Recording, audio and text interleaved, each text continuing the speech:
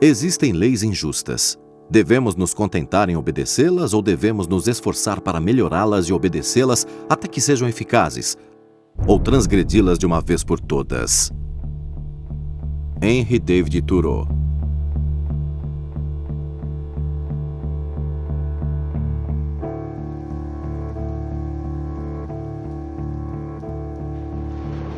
O cofundador do site de notícias e entretenimento Reddit foi encontrado morto.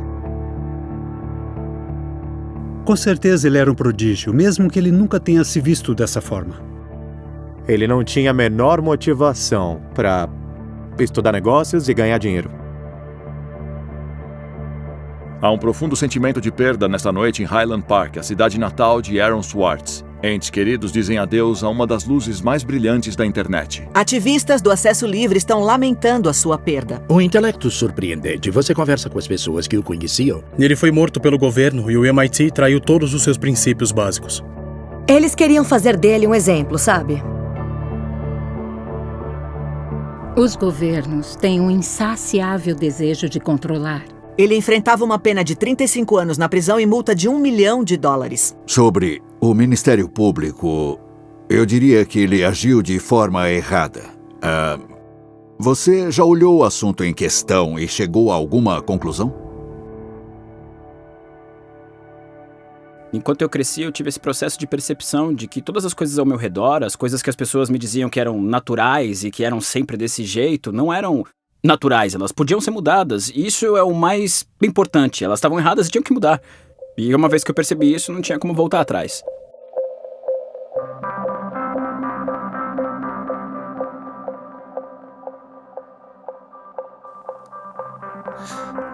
Bem-vindo à Hora da Leitura. O nome do livro é Paddington na Feira. Ele nasceu em Highland Park e cresceu aqui. O Aaron veio de uma família de 3 irmãos, todos extraordinariamente brilhantes. Essa caixa vai virar... Não falei? Então, a gente não era os 3 meninos mais comportados do mundo. 3 meninos correndo ao redor o tempo todo, causando problemas. Não! Aaron! O quê? Mas eu cheguei a uma conclusão. O Aaron aprendeu a aprender em uma idade muito jovem. 1, 2, 3, 4, 5, 6, 7, 8, 9, 10. Toque, toque. Quem é? Aaron. Aaron quem? Aaron engraçado. Ele sabia o que queria, ele sempre quis fazer isso, ele sempre conseguiu o que ele queria. Sua curiosidade era interminável. Aqui está uma pequena imagem do nosso sistema solar. E cada planeta tem um símbolo. Símbolo de Mercúrio, símbolo de Vênus, símbolo da Terra, símbolo de Marte, símbolo de Plutão. Um dia ele disse a Susan: vamos fazer um entretenimento em família no parque da cidade. Entretenimento em família no parque da cidade. Ele tinha 3 anos na época. Ela disse: o que você falou? Ele disse: olha o que está escrito aí na geladeira. Entretenimento em família no parque da cidade. Ela ficou pasma e surpresa que ele conseguia ler. Ele se chama O Ceder da Minha Família. A noite do Ceder é diferente de todas as outras noites. Eu me lembro de uma vez que estávamos na biblioteca da Universidade de Chicago. Eu puxei um livro da prateleira que era de 1900. Eu mostrei a ele e disse: saiba que este é um lugar extraordinário. Nós todos fomos crianças curiosas, mas o Aaron realmente gostava de aprender e ensinar. Hoje vamos aprender o ABC de trás pra frente. C, Y, X, W, V, U, T, S, E. Eu lembro que ele chegou em casa da sua primeira aula de álgebra e ele disse: Noah, deixa eu te ensinar a álgebra. E eu disse: o que é álgebra? Ele sempre foi assim. E agora eu pressiono o botão. Clico no botão. Pronto. Agora o que temos lá? Agora é rosa. Quando ele estava com 2 ou 3 anos de idade, o Bob mostrou os computadores e ele ficou louco por eles. Vamos todos aprender o ABC. Nós tínhamos computadores, mas o Aaron realmente falava com eles. Ele falava com a internet. Nem ensinar. Olhando o computador? Não. Como? Mãe, por que não tá funcionando? Ele começou a programar muito jovem. Eu me lembro que o primeiro programa que escrevi com ele era basicamente um jogo de trivia do Star Wars. Ele se sentou comigo no porão, onde o computador estava, e ficou por horas programando esse jogo. O problema que eu continuava tendo com ele é que não havia nada que estivesse pronto para ele. Havia sempre alguma coisa que a programação podia resolver.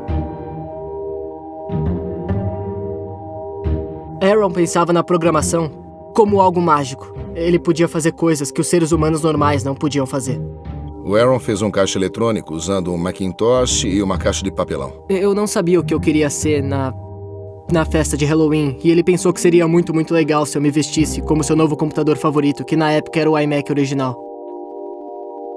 E ele odiava se vestir pro Halloween, mas ele amava convencer outras pessoas a se vestirem do jeito que ele queria. Aqui é seu apresentador Aaron. Apresentador Aaron, pessoal, vamos lá, olhem pra câmera. Vamos dar boas-vindas. Ele fez esse site chamado The Info, onde as pessoas podiam apenas encher com informações.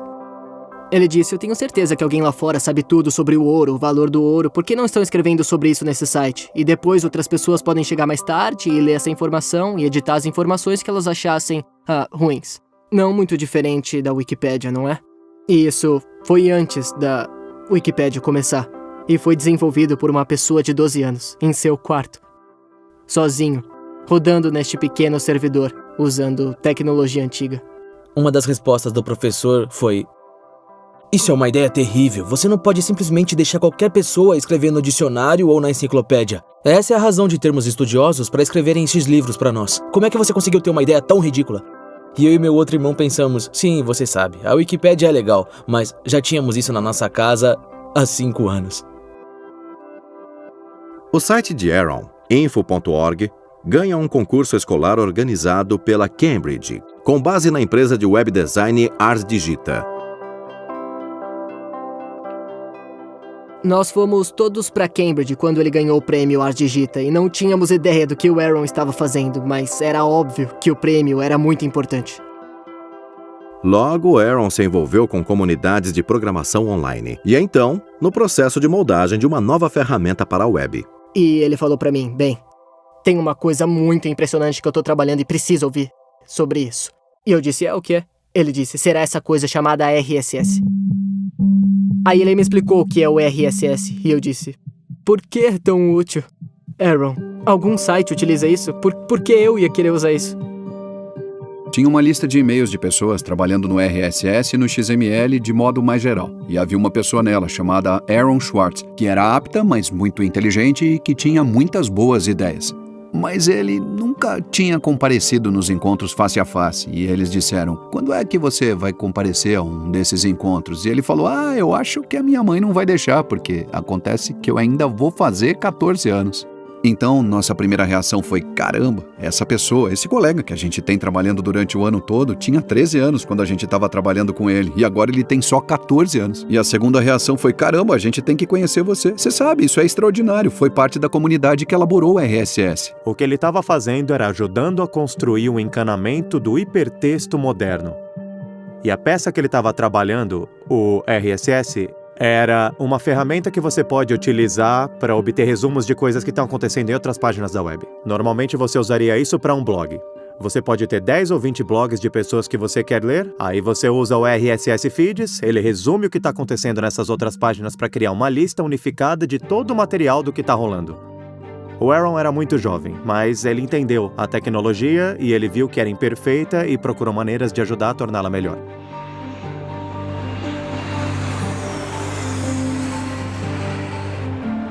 A mãe do Aaron colocou ele num avião em Chicago e a gente pegou ele em São Francisco. A gente apresentou a pessoas interessadas em discutir e ficou perplexo com os hábitos alimentares horríveis dele. Ele só comia comida branca, tipo arroz cozido no vapor, não arroz cozido normalmente, porque não era branco o suficiente, e pão branco, e assim por diante. Você ficava meio que maravilhado com a qualidade do debate, emergindo do que parecia ser a boca de um menino. Aí você pensa, esse é um garoto que pode ir longe, se ele não morrer de anemia antes. Aaron, sua vez. Eu acho que a diferença é que agora você pode fazer empresas como essa. Você pode ter qualquer empresa que pode vender comida de cachorro pela internet, alimentos de cães pelo celular, mas ainda tem muita inovação acontecendo. Eu acho que se você não vê a inovação, talvez a sua cabeça esteja na areia. Ele assume essa personalidade alfa macho, onde ele pensa que eu sou mais esperto do que você, e porque eu sou mais esperto do que você, eu sou melhor que você. Eu posso te dizer o que fazer. É uma extensão dele sendo uma espécie de idiota. E agora você junta todos esses computadores e eles estão resolvendo grandes problemas, tipo procurar alienígenas ou tentar curar o câncer. A primeira vez que o vi foi na IRC, na Internet Relay Chat. Ele não só escrevia código, ele também deixava as pessoas animadas com a resolução de problemas. Ele era um conector. Um movimento de cultura livre que teve muito de sua energia. Eu acho que Aaron estava tentando fazer o mundo funcionar, tentando corrigi-lo. Ele tinha uma personalidade muito forte que definitivamente causava problemas às vezes. E não era necessariamente o caso dele. Se sentir sempre confortável no mundo e o mundo não estava confortável com ele. O Aaron entrou no ensino médio e ele não gostava da escola. Ele não gostava de nenhuma das aulas que lhe foram ensinadas. Ele não gostava dos professores. O Aaron realmente sabia como obter informações. Ele dizia, eu não preciso ir atrás desses professores para aprender a fazer geometria. Eu posso apenas ler o livro de geometria. E eu não preciso aprender a versão do professor da história americana. Eu tenho 3 compilações históricas aqui. Eu posso apenas lê-las. E eu não estou interessado nisso. Eu estou interessado na web. Eu estava muito frustrado com a escola e eu pensei que os professores não sabiam o que estavam falando, que eles eram dominadores e controladores, que lição de casa era uma espécie de farsa, era como se eles quisessem domesticar os alunos e forçá-los a fazer muito trabalho. E então eu comecei a ler livros sobre a história da educação e como esse sistema educacional foi desenvolvido e outras formas alternativas onde as pessoas pudessem realmente aprender as coisas em vez de apenas regurgitar fatos que os professores diziam. E esse tipo de caminho me levou a questionar as coisas. E uma vez que eu questionei a escola que eu estava, eu questionei a sociedade que construiu a escola, questionei as empresas para qual as escolas estavam treinando as pessoas, questionei o governo que cria toda essa estrutura. Um dos temas que ele mais gostava era direitos autorais. Direitos autorais sempre foi um certo tipo de fardo para a indústria editorial e leitores, mas ela não era um fardo muito excessivo. Era uma instituição razoável para se certificar de que as pessoas seriam pagas. O que a geração do Aaron experimentou foi a colisão entre esse antigo sistema de direitos autorais e essa coisa nova e surpreendente que estávamos tentando construir, a internet e a web. Essas coisas colidiram e o que tivemos foi o caos.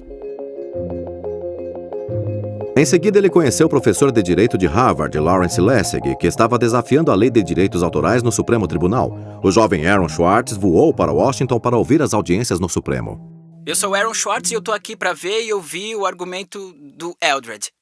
Por que você veio de Chicago até aqui para ouvir o argumento de Eldred? Essa é uma pergunta mais difícil.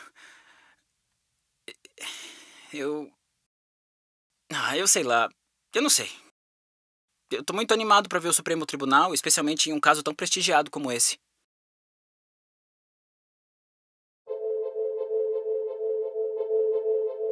Lessig também estava criando uma nova maneira de definir direitos autorais na internet. Ela foi chamada de Creative Commons.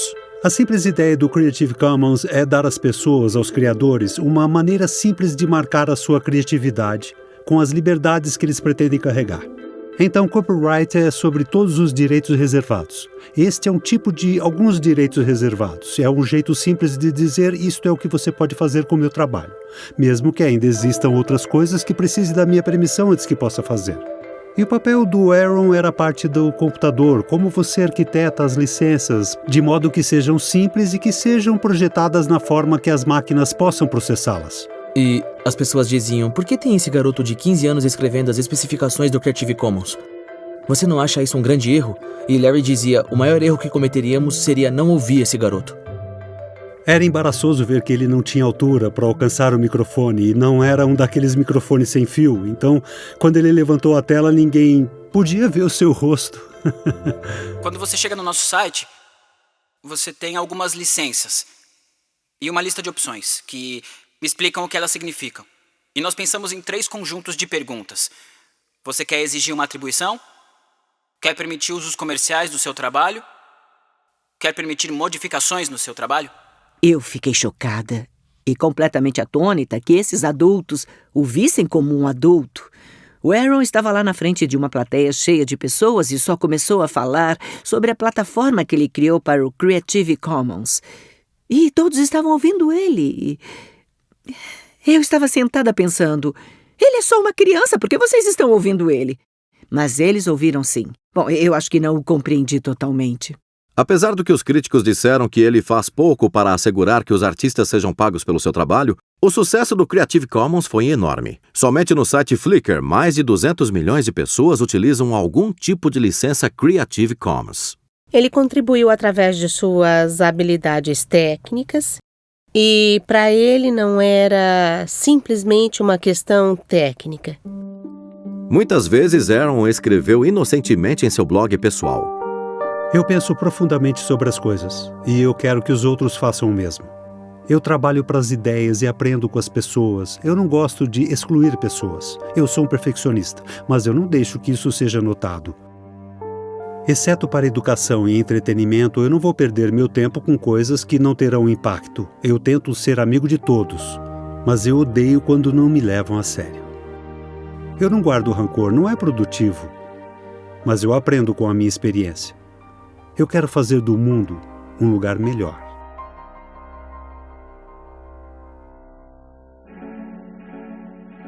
Em 2004, Schwartz deixa Highland Park e se matricula na Universidade Stanford.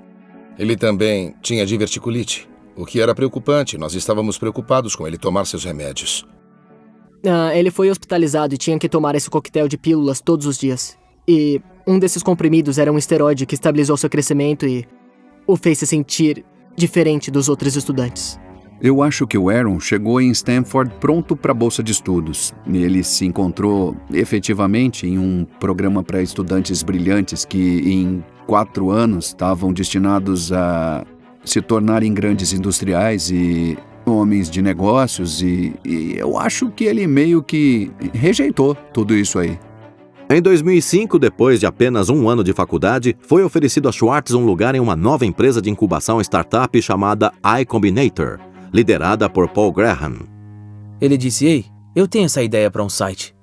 E Paul Graham gostou dele o suficiente e ele disse, ok. Daí o Aaron abandona a escola e se muda para esse apartamento. Então esse costumava ser o apartamento do Aaron quando ele morava aqui. E eu me lembro bem do meu pai dizendo quanto difícil foi conseguir um empréstimo, porque o Aaron não tinha crédito e tinha abandonado a faculdade. O Aaron vivia no que chamamos de sala de estar, e alguns desses cartazes foram deixados quando ele morou aqui. E a biblioteca tem outros livros, mas a maioria são do Aaron. O site iCombinator de Aaron é chamado Infogami, uma ferramenta para construir sites. Mas Infogami teve dificuldades para encontrar usuários, e Schwartz eventualmente funde sua empresa com outro projeto do iCombinator, em busca de ajuda. Era um projeto liderado por Steve Huffman e Alexis Ohanian, chamado Reddit.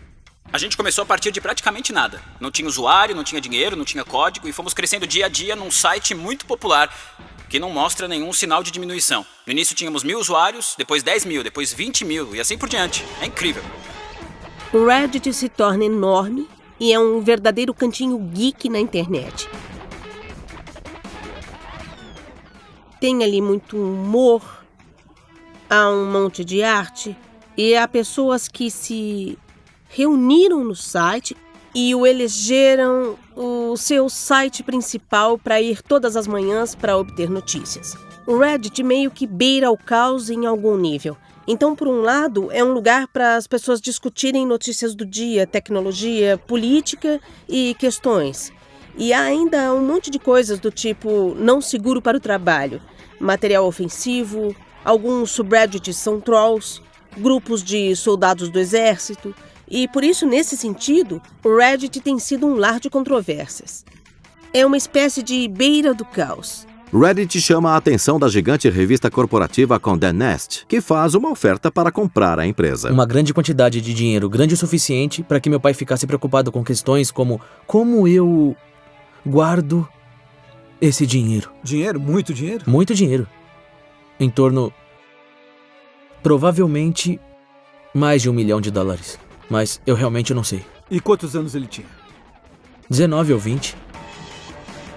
Então ele estava nesse apartamento, sentado nesse sofá, hackeando o Reddit. E quando eles venderam o Reddit, eles deram uma festa gigante. E em seguida, todos foram para Califórnia no dia seguinte. Ele deixou as chaves comigo. Foi engraçado que ele apenas vendeu uma startup e presumiu que ele era a pessoa mais rica por aí. Mas ele meio que disse, não, eu vou levar essa pequena caixa de sapato como quarto. Isso é tudo que eu preciso. Era um pouco maior do que um armário. A ideia de ele gastando dinheiro em objetos caros parece uma coisa tão implausível. Ele falava, eu gosto de viver em apartamentos, então não vou gastar dinheiro em um novo lugar pra viver, eu não vou comprar uma mansão. E eu gosto de usar jeans e camiseta, então não vou gastar mais dinheiro em roupas. Então, isso é sem importância. O que era importante para Schwartz é como flui o tráfego na internet e o que comanda a nossa atenção. No antigo sistema de transmissão, você está fundamentalmente limitado pela quantidade de espaço nas ondas, sabe? Você tem apenas 10 ondas de canais de televisão. Agora, mesmo com o cabo, você tem uns 500 canais. Na internet, todo mundo pode ter um canal, todo mundo pode começar um blog ou uma página no MySpace. Todo mundo tem um jeito diferente de se expressar. Então, o que você vê agora não é uma questão de quem tem acesso às ondas, é uma questão de quem está no controle sobre as maneiras de você encontrar as pessoas. Você começa a ver o poder se centralizar em sites como o Google, como se fossem guardiões dos portões que informam na internet onde você quer ir. São as pessoas que fornecem suas fontes de notícias e informações. Então, não se trata apenas de algumas pessoas terem licença para falar. Hoje todo mundo pode falar, é uma questão de quem fica sabendo. Depois que ele começou a trabalhar em São Francisco na Condé Nast, ele veio para um escritório. E eles quiseram dar para ele um computador com um monte de porcaria instalada. E falaram que ele não podia instalar coisas novas. Mas isso é um traje para um desenvolvedor, né? Desde o primeiro dia ele reclamava dessas coisas. Parede cinza, mesa cinza, ruído cinza. O primeiro dia que cheguei aqui foi simplesmente insuportável. Na hora do almoço, literalmente me tranquei no banheiro e comecei a chorar. Não consigo imaginar a ficação com alguém zumbindo no meu ouvido durante todo o dia e muito menos conseguir terminar algum trabalho. Ninguém mais parece terminar qualquer trabalho. Todo mundo fica entrando e saindo em nossas salas para conversar ou jogar o novo sistema de videogame que a Wired está testando. Ele realmente tinha aspirações diferentes, que foram politicamente orientadas. E o Vale do Silício simplesmente não tem muito essa cultura que orienta atividades técnicas para fins de objetivos políticos. Ele odiava trabalhar para uma corporação. Todos eles odiavam trabalhar na Condé Nast, mas o Aaron era o único que não iria suportar. Então, basicamente, ele conseguiu ser demitido por nunca mais ter aparecido para trabalhar. Foi um rompimento conturbado. Alexis Ohanian e Steve Huffman se recusaram a dar entrevista para este filme. Ele rejeitou o mundo dos negócios. Uma das coisas mais importantes para lembrar sobre essa escolha, quando Aaron decidiu deixar essa cultura de startup, é que ele estava sempre deixando para trás as coisas que o tornariam famoso e amado, sabe? E ele sempre corria o risco de decepcionar os fãs. Ele se preocupava para onde supostamente ele estava indo. E tinha o autoconhecimento e também a dignidade para perceber que ele tinha subido uma montanha de merda para arrancar uma única rosa e descobrir que ela tinha perdido o cheiro. E em vez de se sentar lá e insistir que não era tão ruim quanto parecia, ele pegou essa rosa, de qualquer maneira, e ele desceu novamente, o que é muito legal. A maneira que o Aaron pensava era que a programação é mágica, né? Pode fazer coisas que os humanos normais não podem, fazendo uma programação. Então, se você tivesse poderes mágicos, você usaria pro bem ou para ganhar muito dinheiro? Schwartz foi inspirado por um dos visionários que conheceu quando criança, o homem que inventou a World Wide Web, Tim Berners.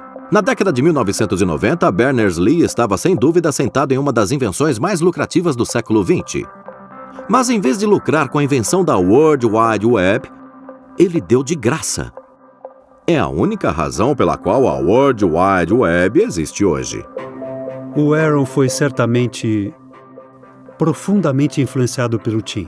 Tim é certamente um proeminente gênio da internet que não teve nenhuma preocupação em lucrar. Ele não estava interessado em descobrir como fazer $1 bilhão.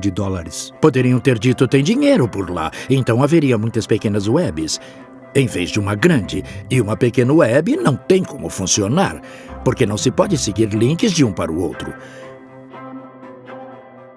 Tinha que expandir essa coisa em massa para todo o planeta, porque isso não vai funcionar a menos que todo o planeta suba a bordo.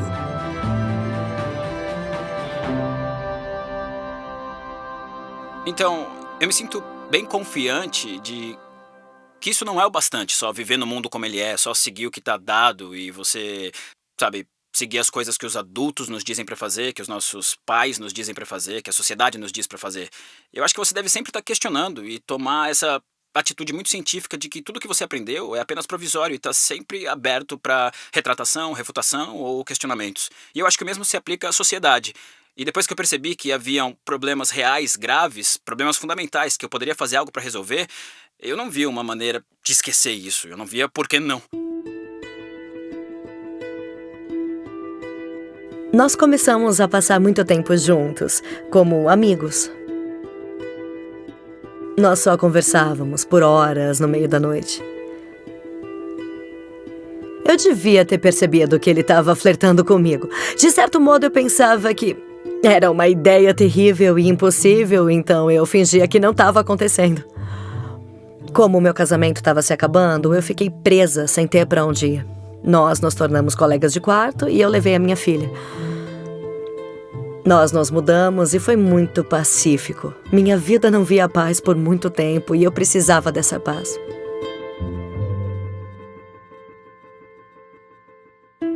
Nós estávamos muito perto do início do nosso relacionamento romântico. Nós estávamos sempre em contato. Mas nós dois éramos pessoas muito difíceis de lidar. Em uma discussão tipo Ally McBeal, ele confessou que tinha uma música tema e eu o fiz tocar pra mim. Era Extraordinary Machine, da Fiona Apple. Acho que era aquela sensação de ser um pouco mais aguerrido que a música tem. E a música também tinha aquela esperança.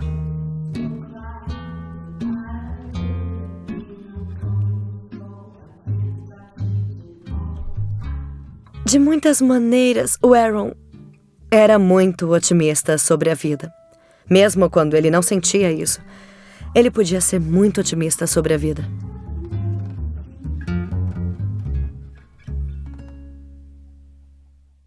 O que você tá fazendo? Flickr tem vídeo agora. Schwartz investiu sua energia em novos projetos que envolviam o acesso à informação pública, incluindo um site chamado watchdog.net e o projeto chamado Open Library. O projeto Open Library é um site que você pode visitar, openlibrary.org, e a ideia é ser uma enorme wiki, uma espécie de site que vai ter uma página por livro. Assim, para cada livro já publicado, você vai ter uma página sobre ele que combina todas as informações dos editores, dos vendedores de livros, de bibliotecas, de leitores, e tudo em um site.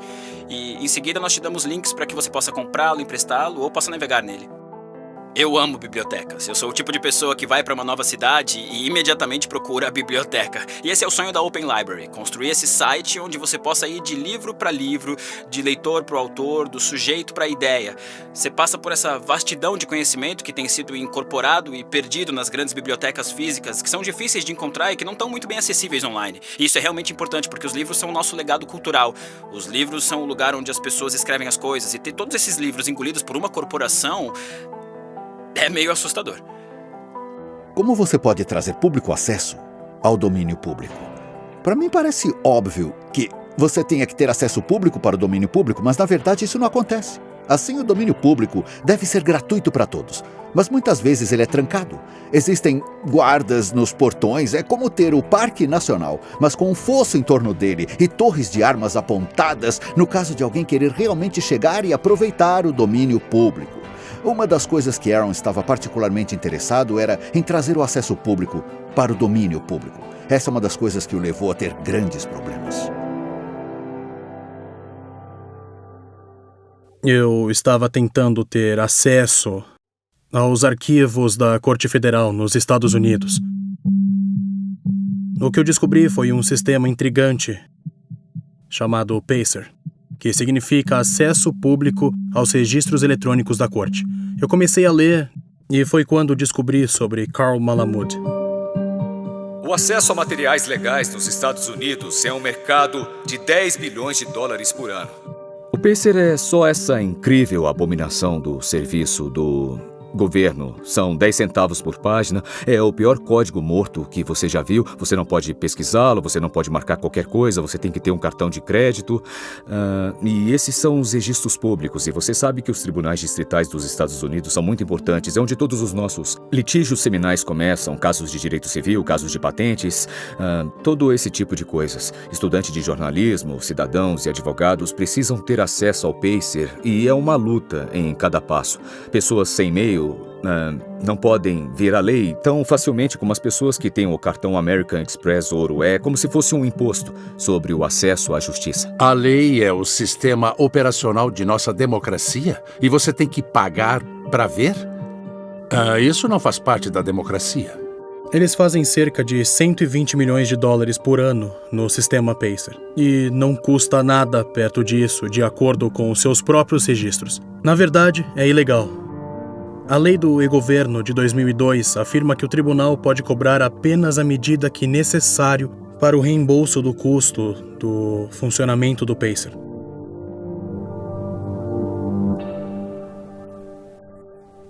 Como fundador do Public.Research.org, Mamalud queria protestar contra as cobranças do Pacer. Ele começou um programa chamado Projeto de Reciclagem do Pacer, onde as pessoas poderiam fazer upload de documentos Pacer que elas já haviam comprado, para um banco de dados livre para que outros pudessem usá-los. As pessoas do Pacers estavam recebendo um monte de críticas do Congresso e de militantes do acesso livre. Então eles tiveram que montar um sistema em 17 bibliotecas por todo o país que o acesso Pacer era livre. Isso é uma biblioteca para cada 60 mil quilômetros quadrados, eu acredito. Portanto, não era uma coisa realmente conveniente. Eu incentivei voluntários para se juntar ao chamado Thumb Drive Corp e baixarem documentos de bibliotecas de acesso público e upload no sistema de reciclagem Pacer. As pessoas pegam um Thumb Drive em uma dessas bibliotecas e baixam um monte de documentos e enviam para mim.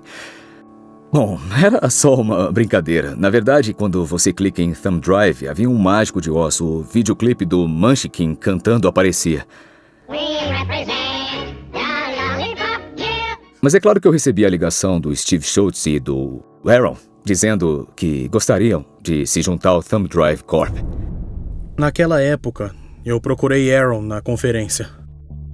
Isso é algo que realmente tem que ser uma colaboração entre um monte de pessoas diferentes. Então eu me aproximei dele e disse: "Ei, eu estou pensando em uma intervenção no problema do Pacer." Schultz já havia desenvolvido um programa que podia baixar automaticamente documentos Pacer das bibliotecas. Schwartz queria dar uma olhada. Então eu mostrei a ele o código.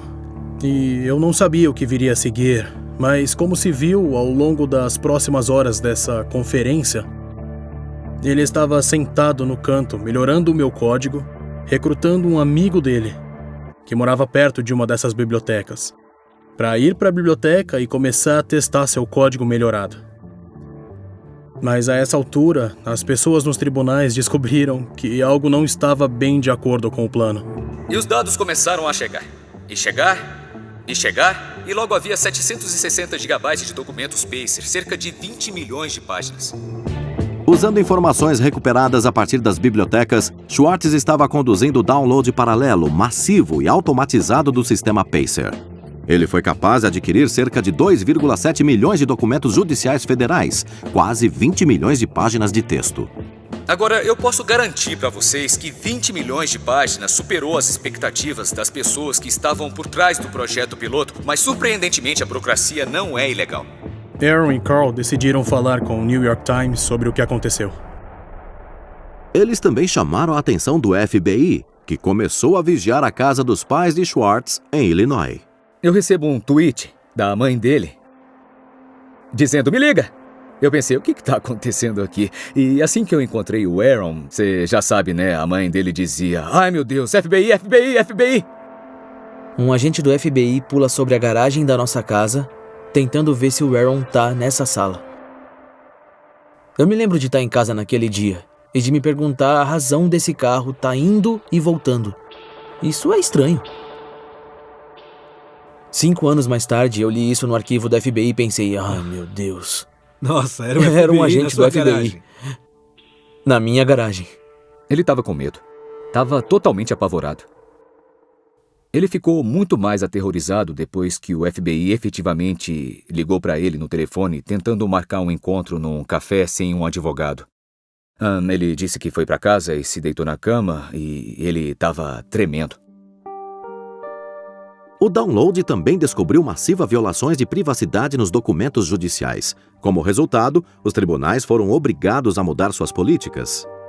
E o FBI fechou a investigação sem nenhuma acusação.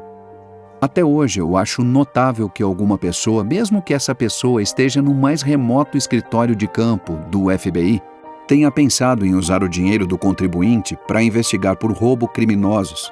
Pessoas que tinham apenas tornado a lei pública. Como você pode se considerar um homem da lei e mesmo assim pensar que possa existir alguma coisa errada em tornar a lei pública? Aaron estava disposto a se colocar em risco pelas causas em que acreditava. Incomodado com a desigualdade da riqueza, Schwartz vai além da tecnologia e investe em uma ampla gama de causas políticas. Eu fui ao Congresso e eu o convidei para vir e conversar conosco um pouco, para que ele pudesse aprender, você sabe, o processo político. Ele estava aprendendo sobre uma nova comunidade, um novo conjunto de habilidades. Ele estava aprendendo a hackear a política. É ridículo que os mineiros tenham que martelar até que seus corpos inteiros estejam pingando suor, confrontados com o fato de que se eles se atreverem a parar, eles não vão conseguir colocar comida na mesa naquela noite. Enquanto eu faço grandes quantias de dinheiro todos os dias, só sentado em casa assistindo TV. Mas, aparentemente, o mundo é ridículo. Então, eu cofundei um grupo chamado Comitê da Campanha Mudança Progressiva. E o que estamos tentando fazer é organizar as pessoas através da internet que se preocupam com políticas progressistas e mover o país numa direção mais progressista. Para criar uma lista de e-mail para participar da campanha e ajudar a eleger candidatos progressistas em todo o país. O grupo é responsável por inflamar os esforços de base por trás da campanha eleitoral de Elizabeth Warren ao Senado. Ele poderia ter pensado que o sistema era falho, mas ele entrou e ele disse que precisava aprender esse sistema, porque ele pode ser manipulado, como qualquer sistema social. Mas sua paixão por conhecimentos e bibliotecas não foi esquecida. Aaron começou a prestar mais atenção em instituições que publicam artigos de periódicos acadêmicos. A vantagem de ser um estudante numa grande universidade nos Estados Unidos, eu suponho que seja o acesso a uma grande variedade de publicações acadêmicas. Praticamente todas as grandes universidades nos Estados Unidos pagam algum tipo de licença a organizações como a JSTOR e outras similares, para ter acesso aos periódicos acadêmicos que o resto do mundo não pode ler. Essas revistas e artigos acadêmicos são essencialmente toda a riqueza do conhecimento humano online. E muitos foram pagos com o dinheiro do contribuinte, ou com subsídios do governo, mas para lê-los você muitas vezes terá que pagar novamente, através de taxas pagas às editoras como Elsevier. Essas taxas de licenciamento são tão abusivas que pessoas que estão estudando na Índia, diferente das que estudam nos Estados Unidos, não possuem esse tipo de acesso. Elas são deixadas de fora de todas essas revistas. São deixadas de fora de todo esse legado científico. E esses artigos de periódicos deveriam nos iluminar. Toda vez que alguém escreve um artigo científico, ele é digitalizado, escaneado e colocado nessas coleções. E isso é um legado que foi trazido para nós pela história de pessoas fazendo trabalhos interessantes. A história dos cientistas é um legado que deveria pertencer a todos nós, como bens comuns de um povo. Mas em vez disso, ele tem sido bloqueado e colocado online por um punhado de empresas com fins lucrativos, que está tentando só conseguir o máximo de lucro possível com isso. Então, um pesquisador pago pela universidade ou por outras pessoas publica um artigo e, na última etapa deste processo, depois de todo o trabalho ser realizado, após toda a pesquisa original ser feita, o pensamento, o trabalho de laboratório, a análise, depois de tudo, nesse último estágio, os pesquisadores precisam abrir mão de seus direitos autorais para essas empresas bilionárias. Isso é doentio. É uma economia inteira construída sob o trabalho voluntário. E aí os editores se sentam no topo e raspam todo o crime. Isso tudo é uma farsa. Uma editora na Grã-Bretanha fez um lucro de 3 bilhões de dólares no ano passado, quero dizer, é um mercado negro. A JSTOR é apenas uma pequena jogadora nesta história. Mas por alguma razão, a JSTOR foi a jogadora que o Aaron decidiu enfrentar. Ele foi para algumas conferências sobre acesso livre e publicação aberta, e eu não sei quem foi a pessoa da JSTOR, mas eu acho que, em algum momento, o Aaron fez a pergunta: quanto custaria para abrir a JSTOR em perpetuidade? E aí eles disseram: é algo em torno de 200 milhões de dólares, algo que o Aaron achava ridículo.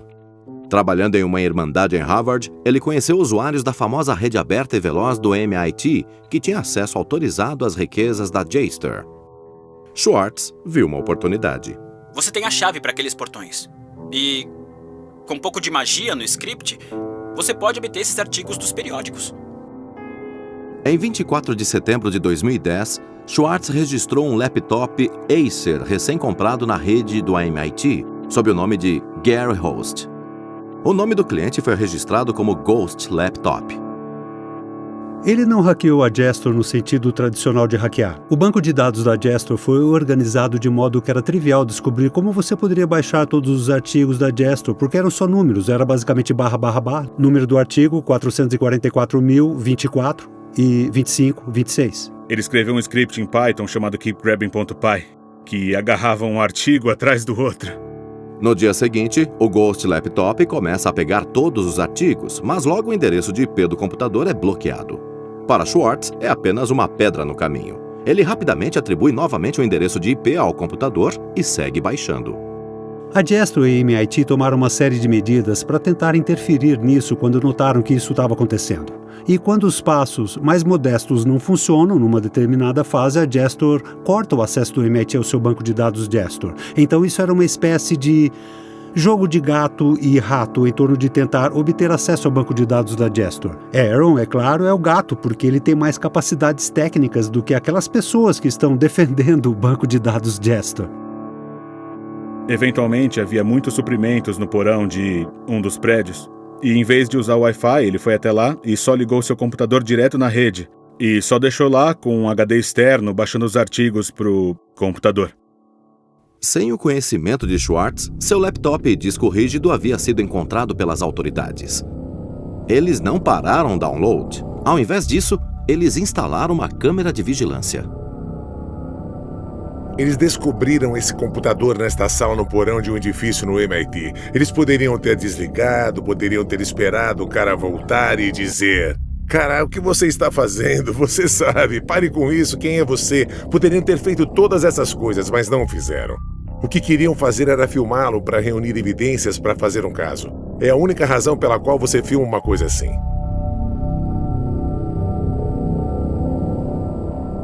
A princípio, a única pessoa pega pela câmera de vigilância estava usando o armário como um lugar para armazenar garrafas e latas.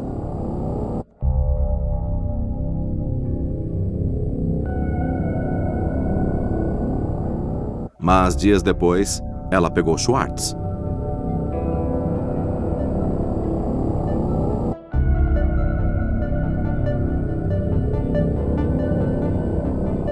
Schwartz está substituindo o disco rígido. Ele o tira de sua mochila. Fica fora do alcance da câmera por cerca de 5 minutos e depois sai.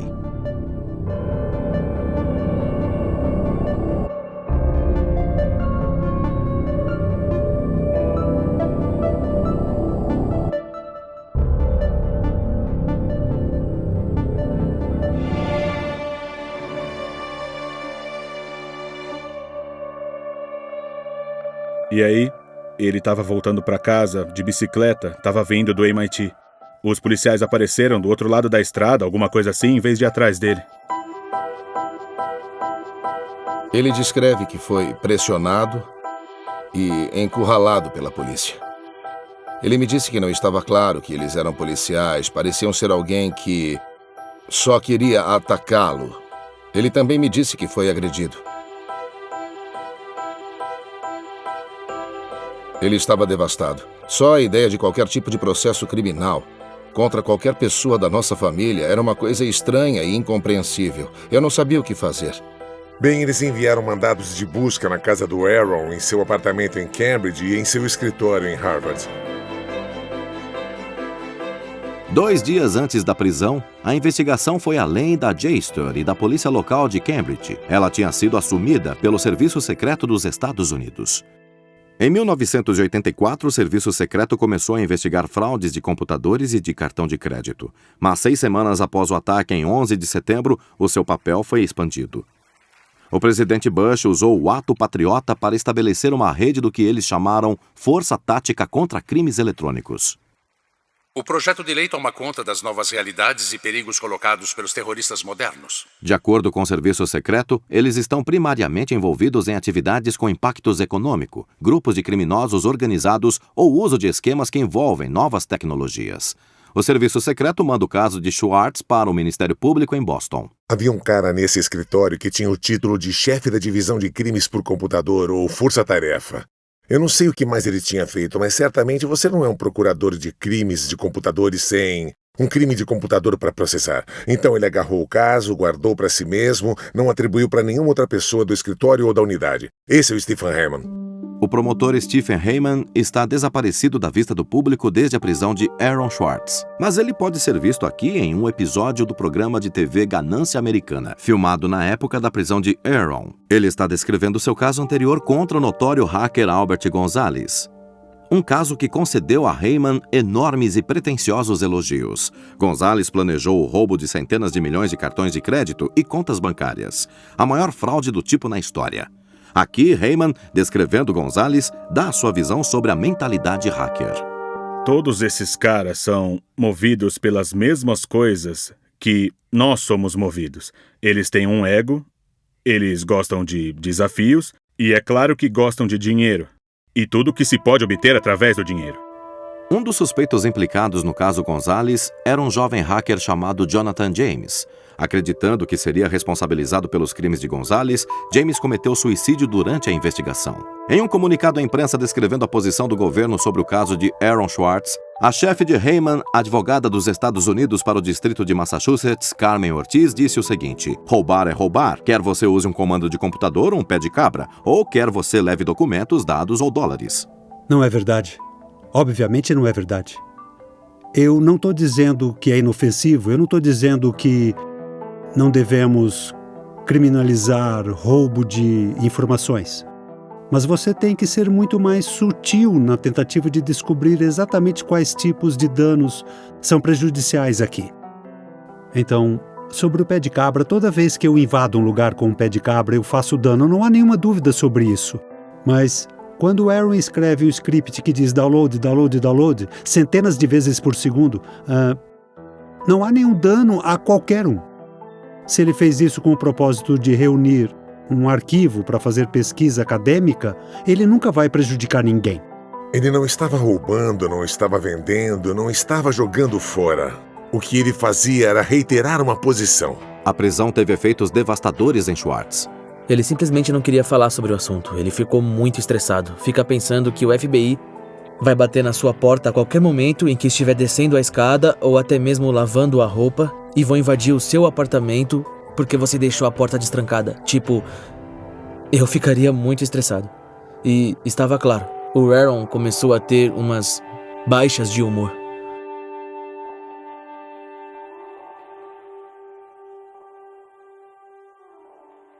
Ele não estava dando quaisquer informações confidenciais sobre o seu paradeiro durante esse período, porque ele estava com medo que o FBI estivesse esperando ele. Foi um momento sem precedentes para o ativismo social e político. A revista Time o elegeria como a personalidade do ano de 2011, o manifestante. Havia intensas atividades de hackers acontecendo. O Wikileaks tinha lançado um tesouro de telegramas diplomáticos. Manning foi preso na época. Não se sabia se ele era a fonte do vazamento. Anonymous é um tipo de protesto em conjunto que muitos hackers fazem parte. E estavam surgindo vários tipos de manifestantes. Se você comparar com o que ele fez, esse material deveria ter sido deixado para lá, para o MIT e para o JSTOR resolver. Um assunto profissional de forma privada. Isso nunca deveria ter chamado a atenção do sistema penal. Não pertencia àquele lugar. Tribunal Mockley, Boston. Antes de ser indiciado, foi oferecido a Schwartz um acordo judicial que envolvia 3 meses na prisão domiciliar por meio período e 1 ano de prisão domiciliar, tudo sem o uso de um computador. Na condição de Schwartz se declarar culpado do crime. Aqui estamos. Não temos nenhuma descoberta, nenhuma evidência disso, sobre este caso do governo. E nós temos que tomar essa decisão, onde o advogado está te pressionando a fazer isso. E o governo está dando a você uma demanda inegociável e te informam de que a probabilidade de você vencer é pequena. Então, se for culpado ou não, é melhor você aceitar o acordo. Boston tem sua própria divisão de crimes informáticos. Muitos advogados, provavelmente mais advogados do que precisam. Então, você pode imaginar todos os tipos de casos onde seria muito difícil de processar, porque tem alguns criminosos na Rússia, tem algumas pessoas de uma corporação que possui advogados que cobram $500 a hora, ou de $700 a hora, sentados contra você. E agora esse caso com um garoto, que é muito fácil de provar que ele fez algo e ele já tinha marcado a si mesmo como causador de problemas para o FBI. Então, por que não pegar pesado o máximo que pode nas audiências contra esse garoto? Será bom para o promotor, será bom para a República, porque está combatendo os terroristas. Eu estava tão assustada. Eu estava com medo de meu computador ser apreendido e de ir para a cadeia, porque no caso do meu computador ser apreendido, eu tinha material confidencial de fontes dos meus trabalhos anteriores no meu laptop. E a minha maior prioridade era manter as minhas fontes seguras. Eu estava com medo do que poderia acontecer com a Ada. O Aaron me disse que eles tinham oferecido um acordo. E ele disse que iria aceitar se eu pedisse. E eu cheguei bem perto de dizer para ele, aceita. Ele tinha, desenvolvido sérias aspirações políticas no intervalo de tempo entre aquele momento quando ele terminou a vida empresarial de startup e começou essa nova vida, que tinha vindo com esse ativismo político. E ele simplesmente não acreditava que pudesse continuar nessa vida como um criminoso. Ele me disse um dia... Nós estávamos passando na frente da Casa Branca e ele disse, não tem criminosos aí.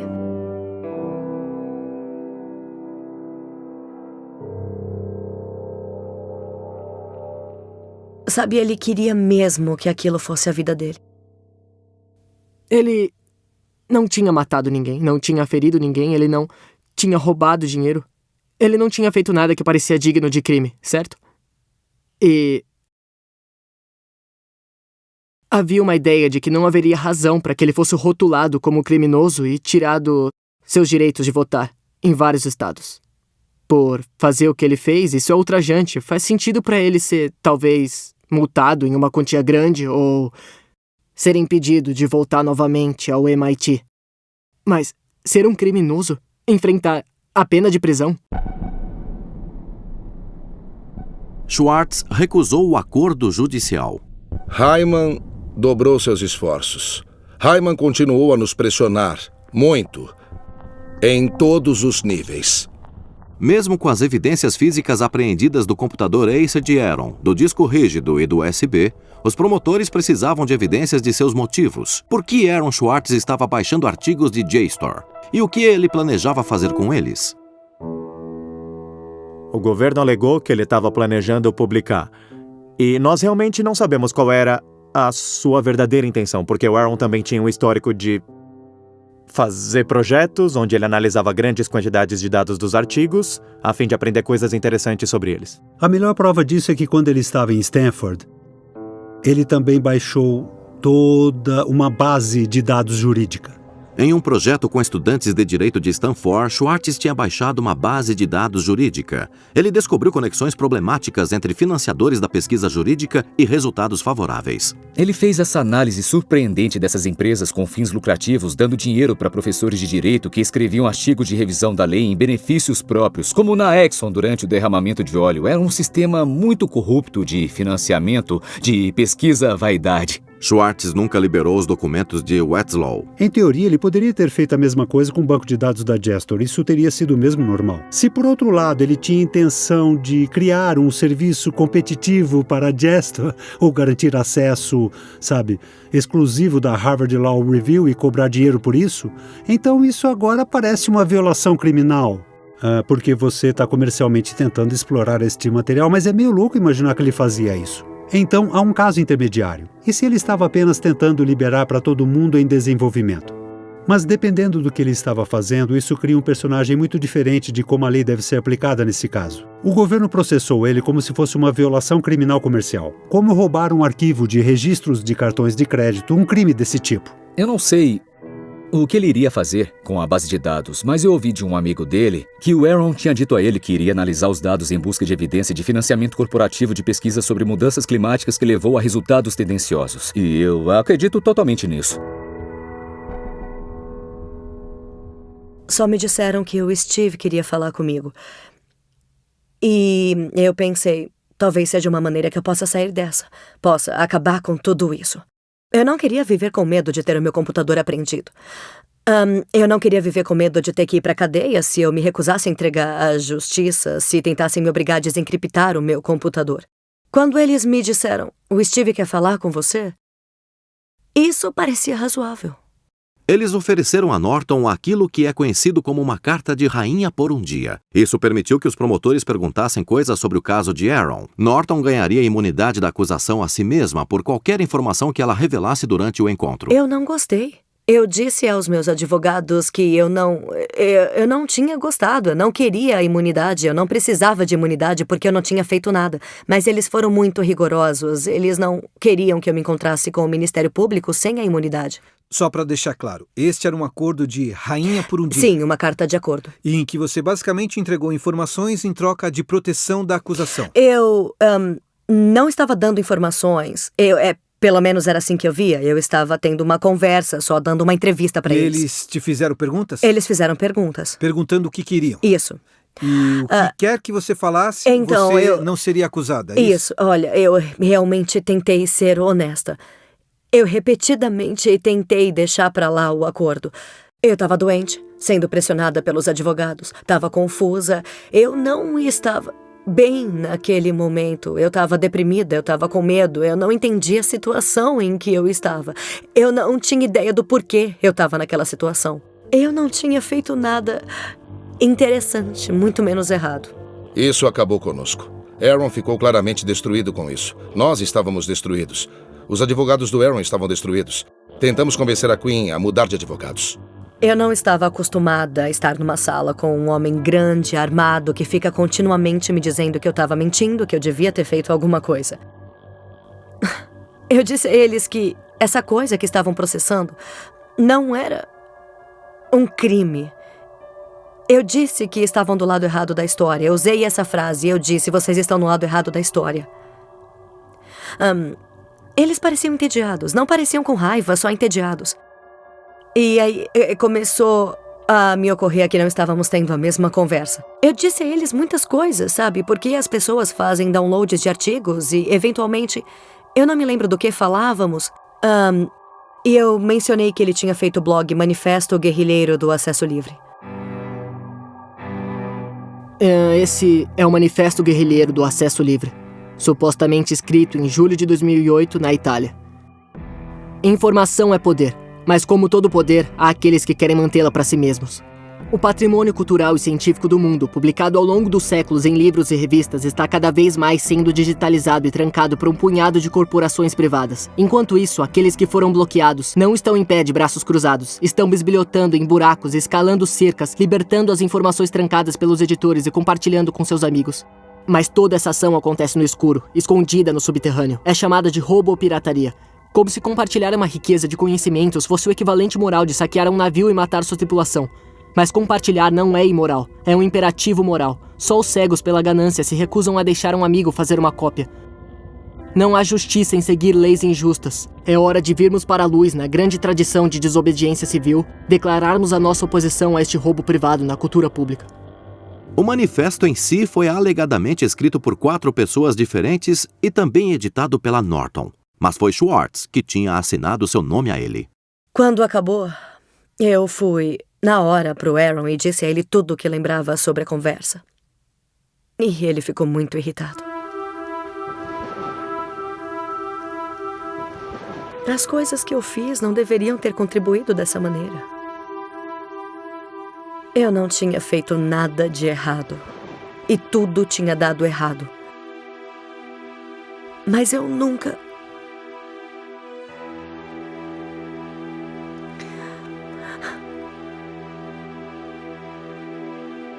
Eu ainda tenho raiva. Eu ainda tenho raiva, sabe? Tentar o seu melhor com essas pessoas para fazer o certo. E elas viram tudo contra você. E elas te machucam com tudo que podem. E, naquele momento, eu me arrependo de ter dito o que disse. Mas o meu maior arrependimento é que nós engolimos isso. Que estejamos bem com isso. Que estamos bem com um sistema de justiça que brinca com as pessoas, usando armadilhas para que possam arruinar sua vida. Então, sim, eu gostaria de não ter dito aquilo. Mas eu estou muito, muito mais irritada por estar nessa situação. Que isso é o que nós, como pessoas, pensamos ser o certo. Eles usaram todos os métodos possíveis que consegui imaginar para fazê-la dar informações que fossem prejudiciais para o Aaron e úteis para a promotoria. Certo. Porém, você sabe, eu realmente não acredito que ela tinha informações úteis para o governo. Meses se passam e os amigos e a família de Schwartz esperam por uma acusação iminente. Nesse meio tempo, Schwartz estava se tornando um grande especialista em uma série de questões da internet. Você acha que a internet é uma coisa que deve ser considerada um direito humano, uma coisa que o governo não pode tirar de você? Definitivamente existe essa noção de que a segurança nacional é uma desculpa para derrubar a internet. E isso é exatamente o que ouvimos no Egito, na Síria e em outros países. Então sim, é verdade, sites como o Wikileaks vão publicar alguns materiais embaraçosos sobre o que o governo dos Estados Unidos faz. As pessoas estão se organizando para protestar sobre isso e tentar mudar o governo. Sei lá, isso é uma coisa boa, é do que se trata a primeira emenda, o direito da livre expressão, a liberdade de associação e tudo mais. E eu acho que a tentativa de derrubar a internet vai contra muitos desses princípios americanos mais básicos. A princípio, eu acho que isso é algo que, se os fundadores tivessem entendido, se existisse internet naquela época, em vez de colocar os Correios na Constituição, eles teriam colocado o ISPS. Acabamos de ouvir a opinião de Aaron Schwartz. Schwartz conhece a ativista Taryn Steinbrücken-Kaufman e os dois começam a namorar. Nenhum clamor público massivo. Não tem um clamor público global, ele não vai criar qualquer mudança. Sabe, 4 pessoas nessa cidade deviam causar um enorme clamor público global. E você sabe que precisamos de um signatário para a petição. Sem contar a ela detalhes, ele a avisou que ele estava envolvido em algo que ele chamou simplesmente de coisa ruim. E eu tinha mais ou menos teorias malucas que ele estava tendo um caso com a Elizabeth Warren, eu sei lá, eu especulava com a Hillary Clinton e a Elizabeth. Na verdade, eu sei lá. Então, em algum momento, provavelmente no final de julho, o Aaron me ligou. E por acaso eu atendi e ele disse, olha, a coisa ruim pode estar nos jornais de amanhã. Você quer que eu te diga ou você quer ler sobre isso? E eu disse, eu quero que você me diga. E ele disse, bom, eu fui preso por fazer download de muitos artigos de periódicos acadêmicos e querem fazer de mim um exemplo. E eu disse, é sério? Essa é a grande confusão? Sério? Olha, não soa como um grande problema. Em 14 de julho de 2011, os procuradores federais indiciam Schwartz em 4 acusações criminais. Ele é indiciado no mesmo dia em que 2 pessoas na Inglaterra que fazem parte do LawSec são presos. E alguns outros hackers reais. E Aaron era apenas alguém que se parecia com um hacker o suficiente para que eles pudessem expor sua cabeça em estaca nos portões. Aaron foi se entregar e eles o prenderam. Eles então revistaram ele, tiraram os cordões dos sapatos, tiraram seu cinto e o deixaram na solitária. O gabinete da Procuradoria dos Estados Unidos de Massachusetts divulgou um comunicado dizendo: Schwartz pode pegar até 35 anos de prisão, seguido por 3 anos de liberdade vigiada à restituição, confisco e uma multa de até $1 milhão. Ele foi libertado após pagar uma fiança de $100 mil. No mesmo dia, a principal vítima do caso, a JSTOR, formalmente desiste de todas as acusações contra Schwartz e se recusa a prosseguir com o caso. A JSTOR, eles não eram nossos amigos, não foram úteis ou amigáveis conosco, eles só diziam, não somos parte disso. A JSTOR e sua empresa-mãe Ithaca também recusaram o pedido para falar com esse filme. Na época, eles divulgaram um comunicado dizendo que foi decisão do governo prosseguir com o processo, não da JSTOR. Com isso, nós acreditamos que o caso estaria terminado, que faríamos com que o Hyman largasse o caso ou resolver de alguma forma racional, mas o governo recusou. Por quê? Porque eu acho que eles queriam fazer do Aaron um exemplo. E eles disseram que a razão por terem seguido em frente e exigido uma condenação criminal e o encarceramento era porque eles queriam, na verdade, usar este caso como um caso de dissuasão. Nos disseram isso. Te disseram isso? Sim. Que era para ser um exemplo. Claro. Ele ia ser um exemplo. Sim. Steven Hyman nos disse isso. Dissuadir quem? Como se existisse um monte de pessoas por aí logando na JSTOR e baixando os artigos para fazer uma declaração política. Quem eles estão dissuadindo? Seria mais fácil de entender a postura da administração Obama de supostamente ser um caso de dissuasão. Se essa fosse uma administração, por exemplo, que processasse o maior crime econômico deste país nos últimos 100 anos, os crimes que foram cometidos que levaram à crise financeira em Wall Street. Quando você começar a implantar a não controversa ideia de dissuasão só seletivamente e você deixar de fazer uma análise desapaixonada da lei, aí você começa a decidir implantar recursos de aplicação da lei, especificamente com base na ideologia política. E isso não é apenas não democrático, isto é anti-americano. O promotor Stephen Heyman mais tarde teria dito a assessores fora do MIT que a gota d'água foi um comunicado de imprensa enviado por uma organização que Schwartz fundou chamada Demand Progress. De acordo com o MIT, Heyman reagiu à curta declaração de apoio, chamando-a de uma campanha selvagem de internet e um movimento tolo que movia o caso de um nível individual para o institucional.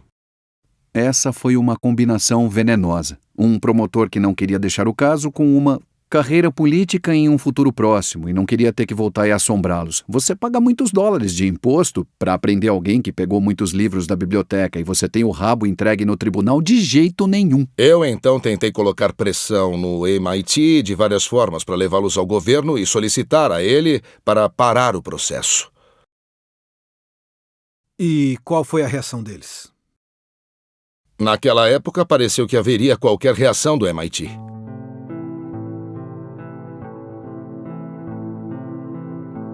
O MIT não defendeu o Aaron, o que para as pessoas dentro da comunidade do MIT parece escandaloso, porque o MIT é um lugar que incentiva o hackeamento no maior sentido da palavra. No MIT, a ideia de ir e correr em torno de rotas e túneis que não estivesse autorizado a estar não era apenas um rito de passagem. Era parte do conceito do MIT. E destravar acessos foi um curso de inverno no MIT. Eles tinham autoridade moral de pôr fim a tudo isso. O MIT nunca se levantou e tomou uma posição de dizer para os federais: não faça isso, não queremos que você faça isso. Você está exagerando, isso é demais. Até onde eu sei, eles agiram como qualquer empresa faria. Eles ajudaram o governo, eles não nos ajudaram, a não ser que sentissem que tinham que nos ajudar, e eles nunca tentaram impedi-lo. O MIT recusou repetidos pedidos para comentar, mas posteriormente divulgaram um relatório dizendo que eles tentaram manter uma posição de neutralidade e acreditavam que Heyman e a promotoria não se importariam com o que o MIT pensava sobre o caso. O comportamento do MIT parecia realmente em desacordo com o ethos MIT. Você poderia afirmar que o MIT fechou os olhos e que estava tudo bem eles fazerem isso, mas tomar essa posição, tendo uma posição neutra em si, era a mesma coisa que estar do lado da promotoria. Se olhar para o Steve Jobs e Steve Wozniak, eles começaram com a venda de um Blue Box, que era uma coisa projetada para defraudar a companhia telefônica. Se você olhar para o Bill Gates e Paul Whelan, que inicialmente começaram seus negócios usando o tempo de computador em Harvard, o que era muito claramente contra as regras. A diferença do Aaron para essas pessoas é que ele queria fazer do mundo um lugar melhor, não queria apenas ganhar dinheiro. Schwartz continua a ser um porta-voz sobre variadas questões da internet.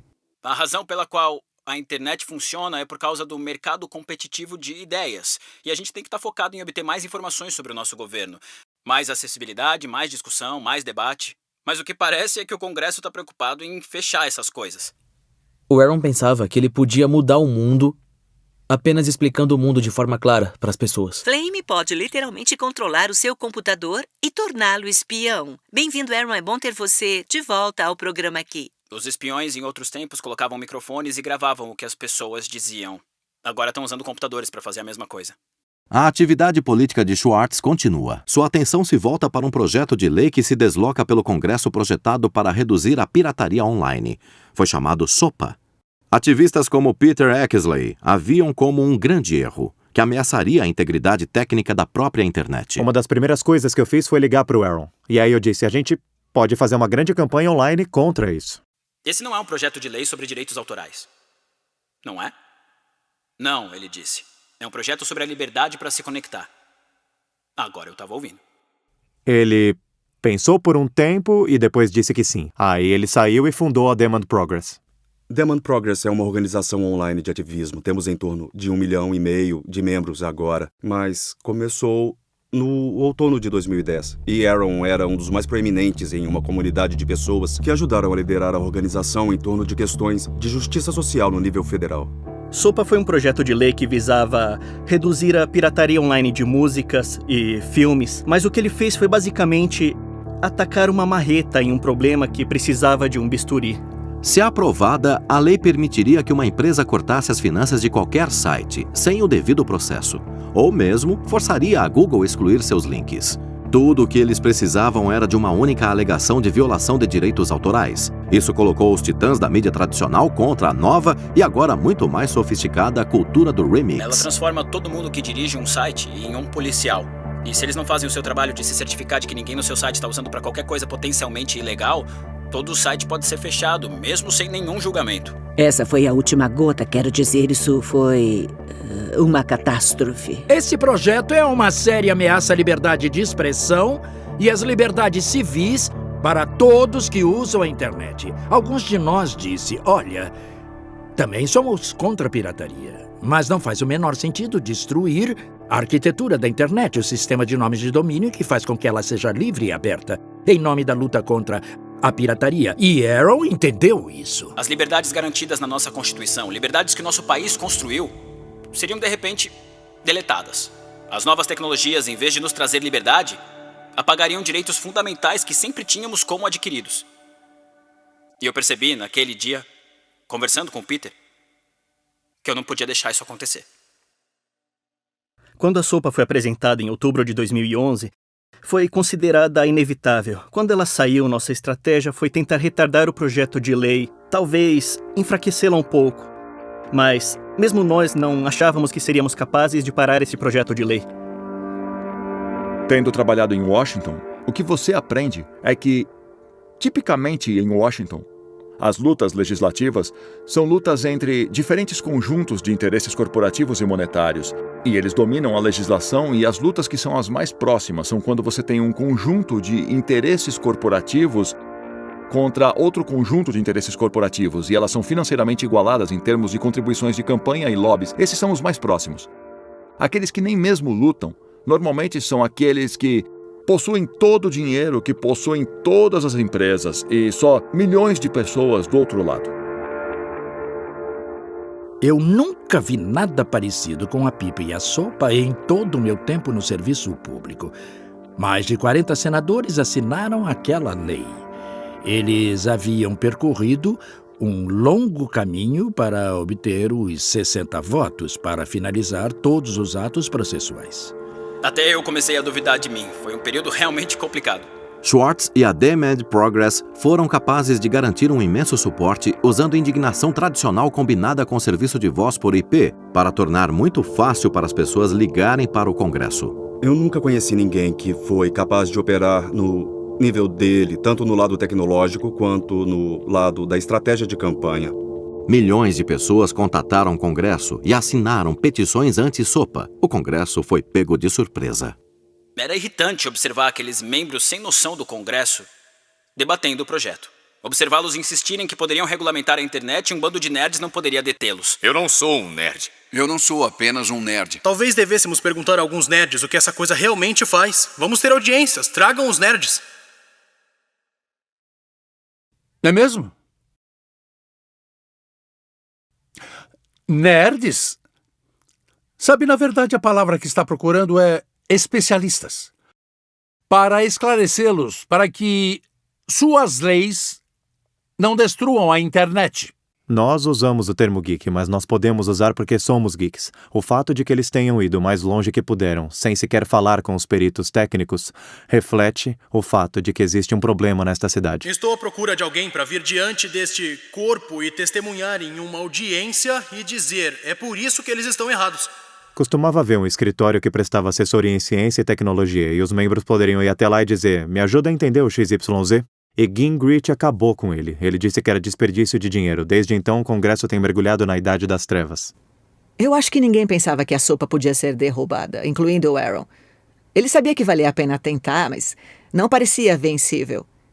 E eu me lembro, talvez alguns meses mais tarde, eu me lembro dele voltando-se para mim e dizendo: acho que poderíamos ganhar. E eu disse: seria incrível.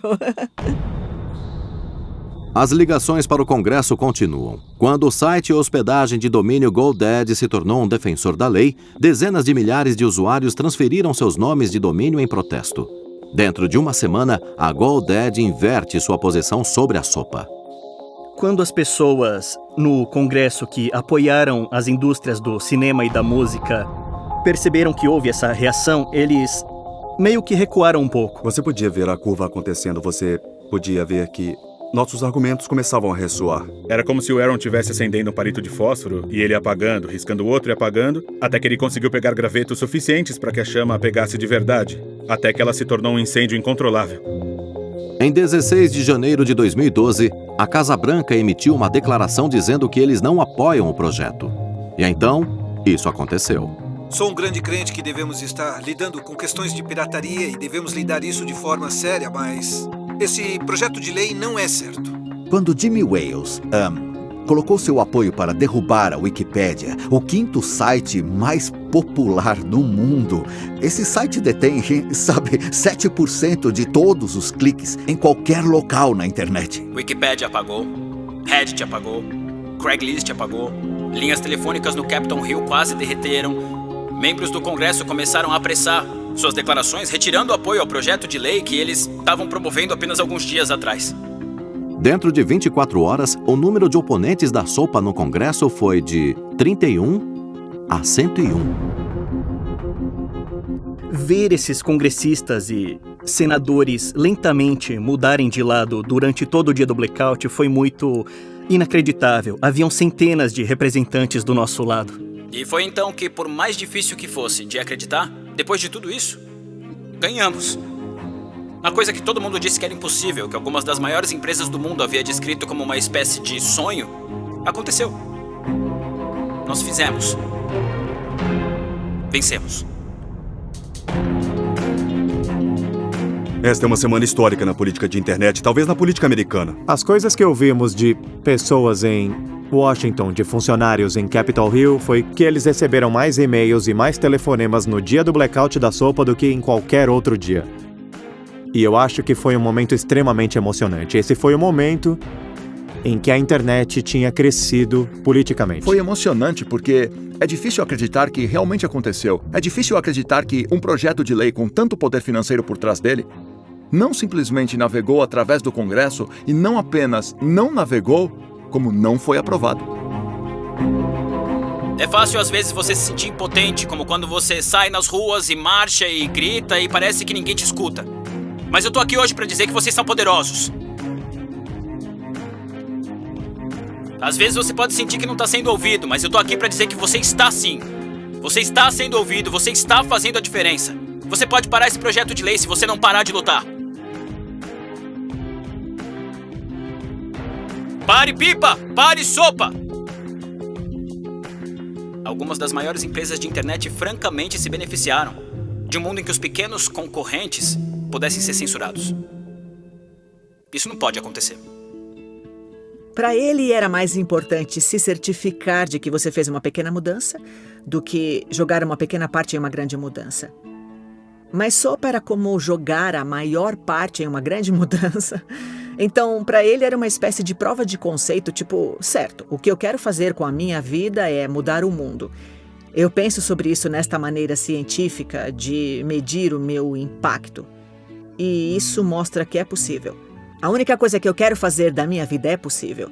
Então, eu provei que eu consegui, que eu, Aaron Swartz, poderia mudar o mundo. Um cara que nunca pensava que ele tinha feito muito. Esse era o Aaron. Esse foi um dos poucos momentos onde você podia ver que ele se sentia como se tivesse feito algo de bom, sentindo-se que talvez estivesse na linha da vitória. Todo mundo disse que não poderíamos parar a sopa, mas paramos. São 3 vitórias realmente incríveis. E olha que o ano ainda nem acabou. Quer dizer, se há um momento para sermos positivos, é agora.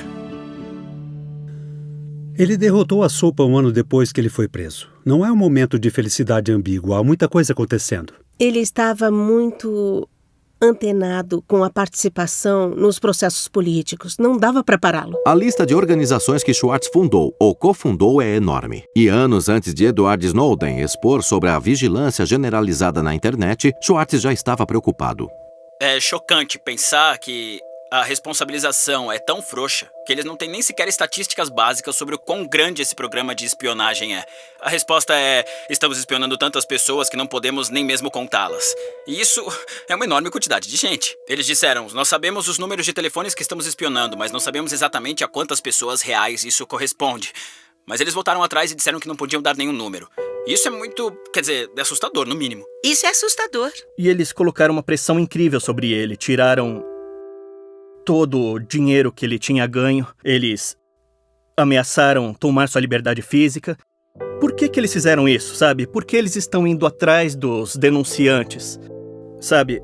Por que eles estão indo atrás das pessoas que dizem a verdade sobre todas essas coisas, como dos bancos, a guerra, a uma espécie de transparência do governo? O sigilo serve àqueles que já estão no poder, e nós estamos vivendo na era do sigilo, que coincide com uma época onde o governo está fazendo um monte de coisas que são provavelmente ilegais e inconstitucionais. Essas 2 coisas não são coincidências. É muito claro que essa tecnologia foi desenvolvida não por pequenos países no exterior, mas bem aqui, para o uso nos Estados Unidos, pelo nosso governo. O problema com o programa de espionagem é que ele é tão longo e com lenta expansão que remota desde a administração Nixon. Obviamente ficou grande depois de 11 de setembro com George Bush e Obama continuou a expandi-lo. E os problemas têm lentamente crescido e se tornado piores, mas nunca houve um momento em que você pudesse dizer: tudo bem, precisamos galvanizar a oposição hoje, porque hoje isso importa. O processo, na minha estimativa, de Aaron Swartz foi uma forma de enviar uma mensagem para um grupo de pessoas que a administração de Obama vê como politicamente ameaçadora. E que são essencialmente os hackers, a comunidade ativista pela informação e pela democracia. E a mensagem que a administração de Obama queria enviar para esta comunidade em particular foi, na minha opinião: nós sabemos que vocês têm a capacidade de criar problemas para a ordem estabelecida, e é por isso que nós vamos fazer de Aaron Swartz um exemplo, para fazer com que o máximo de pessoas não criem nenhum problema. E o governo disse: os pareceres jurídicos que estamos usando para legalizar o programa de espionagem também são sigilosos. Por isso não podemos nem mesmo dizer quais as leis que estamos usando para espioná-lo. Eles dizem: isso é outro exemplo de guerra cibernética, os cybercriminosos estão nos atacando de novo. Estamos todos em perigo, estamos todos sob ameaça. Eles usam essas desculpas para aprovar leis cada vez mais perigosas. A próxima é bem pessoal. Como sente que a luta está indo? Quem decide é você. Eu?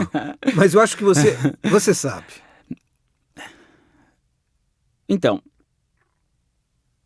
tem uma espécie de 2 perspectivas polarizadas. Tudo é maravilhoso, a internet criou toda essa liberdade e soberania e tudo vai ser fantástico, ou tudo é terrível, a internet criou todas essas ferramentas para reprimir, espionar e controlar tudo que dizemos. E eu acho que as 2 são verdadeiras, certo? A internet tem feito as 2 coisas e as 2 são incríveis e surpreendentes. E qual delas vai ganhar no longo prazo? Depende da gente. Não faz sentido dizer uma tá indo melhor que a outra, sabe? Ambas são verdade. E cabe a nós decidirmos qual enfatizaremos e aproveitaremos, porque as 2 existem e as 2 sempre estarão lá.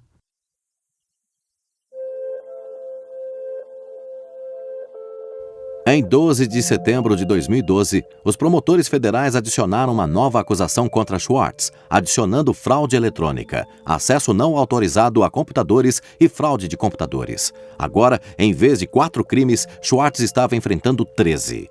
A alavancagem da acusação tinha aumentado dramaticamente, assim como os anos na prisão e multas. Eles entraram com um novo processo para adicionar mais acusações, e eles tinham uma teoria sobre por que essa conduta constituía tantos crimes federais e que diversas sentenças poderiam ser anexadas a essa lei. Essa teoria e grande parte da acusação contra Schwartz envolveu uma lei criada originalmente em 1986. Ela é chamada de Lei de Abuso e Fraude de Computador. Essa lei foi inspirada no filme Jogos de Guerra, com o Matthew Broderick, que era um grande filme. Agora te peguei. Neste filme, um garoto consegue, através da magia das redes de computadores, lançar um ataque nuclear. Agora, isso não é realmente possível, e certamente não era possível nos anos 80, mas aparentemente este filme assustou muito o Congresso, porque eles aprovaram a Lei de Abuso e Fraude do Computador. Esta é uma lei que está perdida no tempo. Por exemplo, ela penaliza os termos de serviços de sites como eHarmony ou Match.com. Pois se alguém que inflar alguma de suas próprias características pessoais, de repente depende da jurisdição e da promotoria, ela pode arranjar uma série de problemas. Nós todos sabemos o que são os termos de uso. A maioria das pessoas não os leem, mas não cumprir com seus termos poderia significar que você está cometendo um crime. Os termos de serviço dos sites costumam dizer coisas como seja legal com os outros ou não faça nada que seja impróprio. A ideia de que o direito penal não tem nada a dizer sobre esses tipos de violações é o que deixa a maioria das pessoas irritadas. Os exemplos ficam cada vez mais loucos. Até ser mudado em março de 2013, os termos de uso do site da revista Seventeen dizia que você tinha que ser maior de 18 para ler. Do modo que o Departamento de Justiça interpretou a CFAA, é provável que todos estaríamos violando a lei. Vaga e propensa a abusos, a CFAA tem se tornado um martelo que serve para tudo, em uma ampla gama de disputas relacionadas com computadores. Apesar de não ser o único fator em seu caso, 11 de 13 acusações contra Schwartz envolveu a Lei de Abuso e Fraude de Computador. A pergunta por quê paira sobre grande parte da história de Aaron Swartz. Qual era o motivo do governo e o que esse caso teria sido? O Departamento de Justiça recusou pedidos de respostas. Mas o professor Oren Kerr é um ex-promotor que estudou o caso. Acho que eu entendo esse caso de um jeito diferente por uma série de razões. Eu fui promotor federal no Departamento de Justiça por 3 anos antes de começar a ensinar. O governo veio para frente com uma acusação com base nos crimes que eles pensaram que foram cometidos somente com um assunto puramente de advogados, olhando para os precedentes, para as estátuas, para a história, olhando para os casos que estão lá fora até agora. Eu acho que isso foi uma acusação injusta com base nisso. Você pode discutir se eles deveriam ter acusado nesse caso. Haviam desacordos. Algumas pessoas estão do lado do acesso aberto, algumas pessoas não. Eu acho que o governo levou o manifesto guerrilheiro do acesso livre do Schwartz muito a sério. Eu acho que eles o viram como alguém que estava empenhado com um imperativo moral em quebrar a lei para superar a lei que Schwartz viu como injusta. E em uma democracia, se você acha que uma lei é injusta, existem maneiras de mudar essa lei. Você pode ir ao Congresso, como Schwartz fez magistralmente com a sopa, ou você pode violar essa lei na tentativa de anulá-la. E eu acho que o que estava motivando a acusação foi o sentido de que Schwartz estava cometido não apenas em quebrar a lei, mas realmente tendo certeza de que a lei seria anulada, que todo mundo teria acesso à base de dados, de uma forma que você não poderia colocar o creme dental de volta no tubo. Isso seria feito, e o lado de Schwartz ganharia. Há uma grande divergência na sociedade quanto ao fato de que é uma lei injusta, e isso é uma decisão para o povo americano tomar trabalhando através do Congresso. E o segundo problema é que ainda estamos tentando descobrir qual é a linha entre crimes menos graves e delitos mais graves. Estamos agora entrando nesse ambiente diferente de computadores e usos indevidos de computadores, e nós ainda não temos um sentido muito forte do que exatamente são essas linhas, porque estamos trabalhando nisso agora. Este é um mau uso do Ministério Público. O martelo que o Departamento de Justiça tem para assustar pessoas fica cada vez maior e maior. E é por isso que a maioria das pessoas não conseguem continuar com as suas vidas. Devemos grampear o telefone de alguém, devemos filmá-lo, devemos transformar alguém e levá-lo a testemunhar contra essas outras pessoas. É assim que os agentes federais e os promotores pensam. Eles constroem casos, eles fazem casos. Schwartz foi apanhado nas engrenagens de um brutal sistema de justiça criminal que não poderia voltar atrás. Uma máquina que fez da América o país com maior taxa de encarceramento do mundo. Nós temos nesse país muitas pessoas envolvidas pela política do medo e da raiva. E qualquer coisa que nós tenhamos medo, como o futuro da internet e do acesso, e qualquer coisa que nos deixa com raiva, instintivamente cria uma intervenção da justiça criminal. E nós usamos a cadeia, a prisão e a punição para resolver toda uma série de problemas que, historicamente, nunca foram vistos como um problema de justiça criminal. O impulso para ameaçar, acusar, julgar, que é parte do que criou esse debate e a controvérsia sobre o acesso online à informação na internet, é muito coerente com o que vimos em outras áreas. Uma diferença é que as pessoas que são geralmente alvo e também vítima desses tipos de acusações criminais são geralmente os pobres e as minorias. O isolamento de Schwartz, de amigos e da família, aumentou. Ele basicamente parou de trabalhar em qualquer outra coisa. E o caso foi, de fato, tomando conta da vida dele inteira. Aparentemente, um dos advogados do Aaron disse aos promotores que ele era emocionalmente vulnerável. E isso era uma coisa que eles necessariamente deveriam ter em mente. Eles sabiam disso. Estava pensando muito sobre ele. E ele não gostava de ter suas ações e movimentos limitados de qualquer maneira. E a ameaça de prisão, na qual eles insistiram bastante, foi terrível para ele. Esgotou completamente seus recursos financeiros e nos custou muito dinheiro também. Ele levantou uma quantidade substancial de dinheiro e estou falando em milhões de dólares. A defesa legal? Sim. Custou milhões? Sim. Eu acho que ele não queria ser um fardo para as pessoas. Eu acho que foi um fator. Ele tinha a vida dele que era normal e tinha essas coisas de merda e ele tinha que lidar com elas. E ele tentou manter as duas o mais independente possível. Mas elas estavam começando a se misturar e tudo estava se tornando uma merda. Schwartz enfrentou uma escolha difícil que só foi ficando mais difícil: admitir a culpa e seguir em frente com a sua vida ou lutar contra um sistema falido. Com o seu caso legal, a resposta foi simples. Ele rejeita o acordo judicial final e uma data para o julgamento foi definida. O Aaron estava decidido que ele não queria ceder nem aceitar algo que ele não acreditava que era justo. Mas ele estava com medo. Não acho que ele teve enquanto eu estava com ele. Ele não era uma pessoa alegre. Mas isso é diferente de estar deprimido. Ele viveu 2 anos sob enorme pressão. Ele só não queria mais fazer isso. Ele estava só... Um telefonema à tarde da noite e eu sabia que tinha alguma coisa errada, então eu finalmente me dei conta do que tinha acontecido. O cofundador do site de notícias e entretenimento Reddit foi encontrado morto. A polícia diz que Aaron Schwartz, 26 anos, se matou ontem em seu apartamento no Brooklyn. Eu apenas pensei que nós perdemos uma das maiores mentes criativas da nossa geração.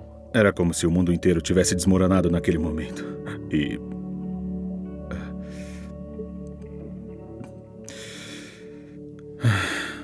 foi uma das noites mais difíceis da minha vida. Eu gritava, eu não posso ouvi-lo. O que você acabou de dizer, eu não posso ouvi-lo.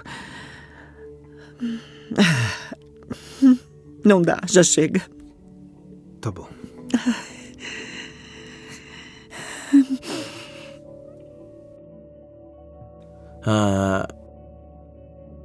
Nada disso fazia sentido. E realmente ainda não faz. Eu estava tão frustrado, irritado.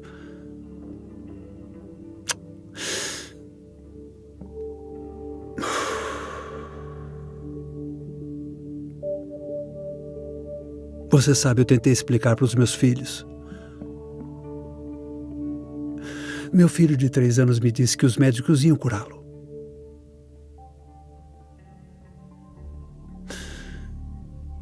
Eu conheço muitas pessoas que já morreram, mas nunca perdi ninguém assim.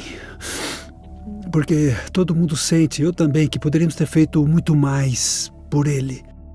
Eu só não sabia que ele estava lá. Eu não sabia que ele estava sofrendo tanto.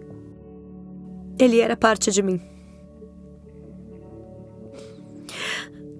E eu só queria que não fosse real. E aí, Eu só olho para a página da Wikipédia e vejo a data de término.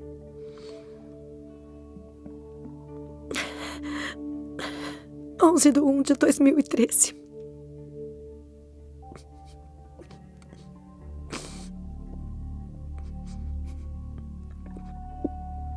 Aaron está morto. Vagamente nesse mundo louco, perdemos um mentor, um sábio ancião. Hackers pela justiça. Temos um a menos. Perdemos um dos nossos. Zelosos, cuidadores, ouvintes, alimentadores, todos os pais. Perdemos um filho. Temos que chorar.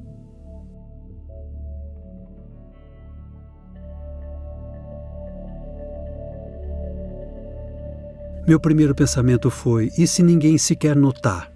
Não estava claro para mim o quanto ele era saliente. Eu nunca tinha visto nada como o derramamento que eu vi. A rede se iluminou. Todo mundo estava tentando explicar a sua própria maneira, mas eu nunca tinha visto isso acontecer no Twitter antes. As pessoas visivelmente estavam sofrendo online. Ele era um menino da internet. E o mundo todo o matou. A gente está no meio de um tempo em que as grandes injustiças não são tocadas. Arquitetos da crise financeira jantam com o presidente regularmente. No meio desse tempo, a ideia de que isto era o que o governo tinha que processar só parece um absurdo se não fosse trágico. A questão é que podemos fazer alguma coisa, dado o que aconteceu, para tornar o mundo um lugar melhor. E como podemos continuar esse legado? Essa é a única pergunta que podemos fazer. Em todo o mundo está acontecendo hackathons, encontros, e Aaron Swartz, de alguma forma, trouxe o melhor de nós, na tentativa de dizer, como é que vamos resolver isso? Ele foi, na minha humilde opinião, um dos verdadeiros revolucionários mais extraordinários que este país já produziu. Não sei se Aaron foi derrotado ou vitorioso, mas estamos certamente transformados pelas coisas com as quais ele acabou lutando. Quando nós miramos os agentes armados da lei sobre os cidadãos tentando aumentar o acesso ao conhecimento, nós quebramos o Estado de Direito, nós profanamos o templo da justiça. Aaron Swartz não era um criminoso. A mudança não chega pelas rodas da inevitabilidade. Ela vem através da luta contínua. Olha só, sinceramente, o Aaron realmente podia fazer mágica. Eu tô dedicada a fazer com que sua magia não termine com a sua morte. Ele acreditava que poderia mudar o mundo. E ele estava certo. Sem contar a última semana, e hoje a Fênix já está renascendo. Desde a morte de Swartz, Zoe Lofgren e o senador Ron Wyden apresentaram uma legislação que reformaria a lei de abuso e fraude de computador, a lei antiga que se formou a maioria das acusações contra Swartz. Ela é chamada Lei do Aaron. O Aaron sempre acreditou que você deve se perguntar qual é a coisa mais importante que poderia estar fazendo no mundo agora. E se ainda não começou, por que não começa?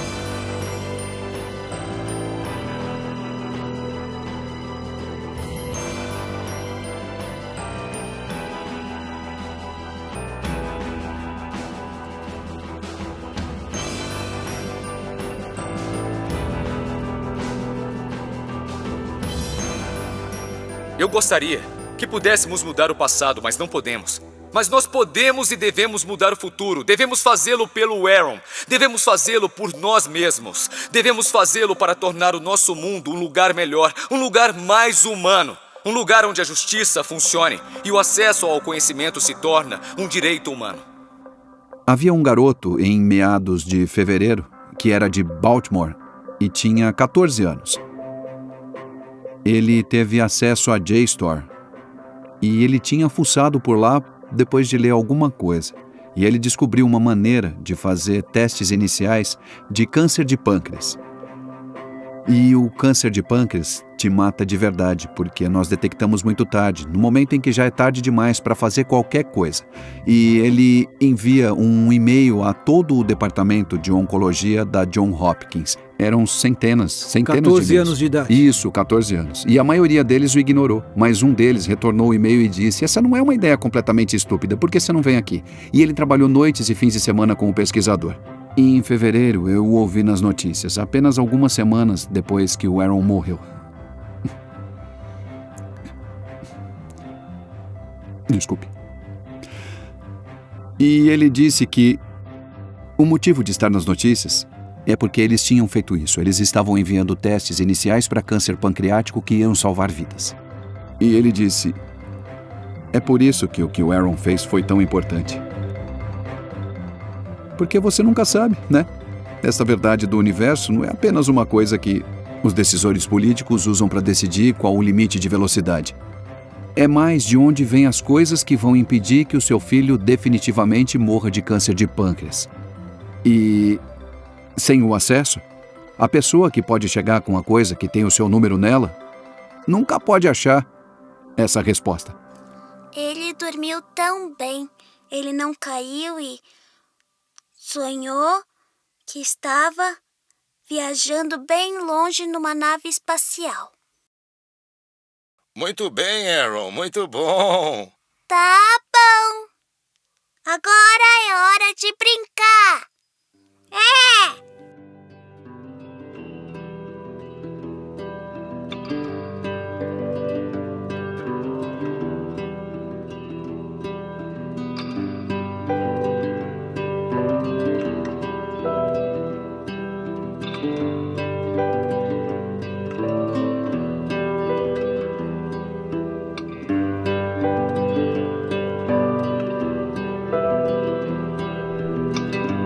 Tradução Translation Co.